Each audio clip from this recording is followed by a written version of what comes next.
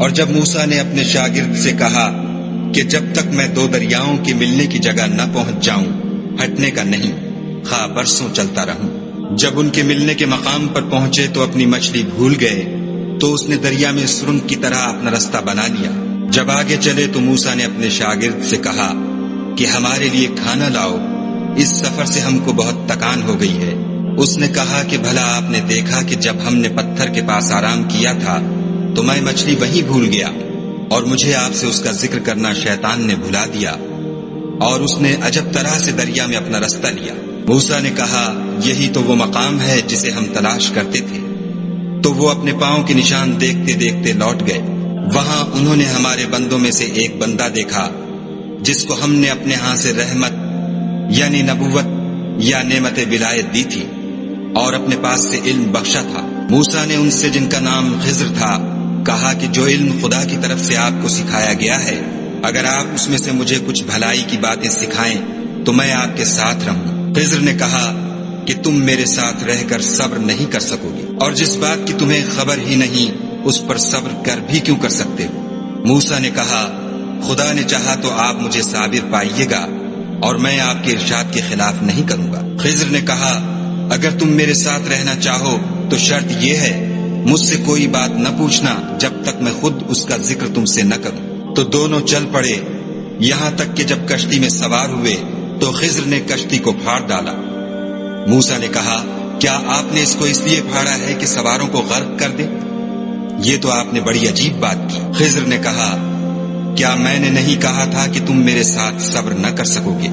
موسیٰ نے کہا کہ جو بھول مجھ سے ہوئی اس پر مواخذہ نہ کیجیے اور میرے معاملے میں مجھ پر مشکل نہ ڈالیے۔ پھر دونوں چلے، یہاں تک کہ رستے میں ایک لڑکا ملا تو خضر نے اسے مار ڈالا۔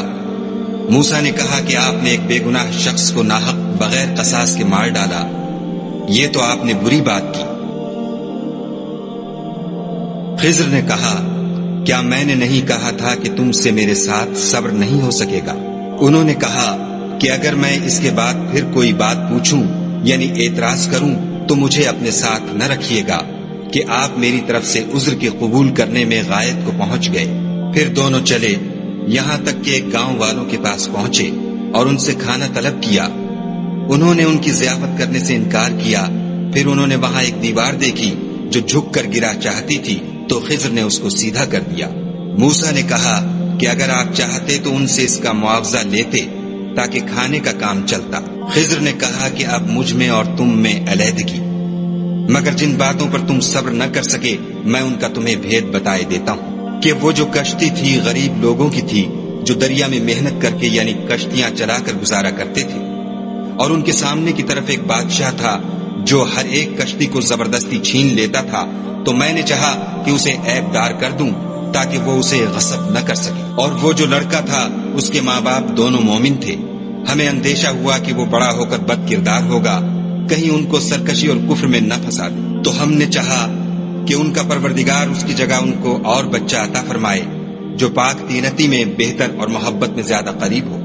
اور وہ جو دیوار تھی سو 2 یتیم لڑکوں کی تھی جو شہر میں رہتے تھے، اور اس کے نیچے ان کا خزانہ مدفون تھا، اور ان کا باپ ایک نیک آدمی تھا۔ تو تمہارے پروردگار نے چاہا کہ وہ اپنی جوانی کو پہنچ جائیں اور پھر اپنا خزانہ نکالیں۔ یہ تمہارے پروردگار کی مہربانی ہے اور یہ کام میں نے اپنی طرف سے نہیں کیے، یہ ان باتوں کی حقیقت ہے جن پر تم صبر نہ کر سکے۔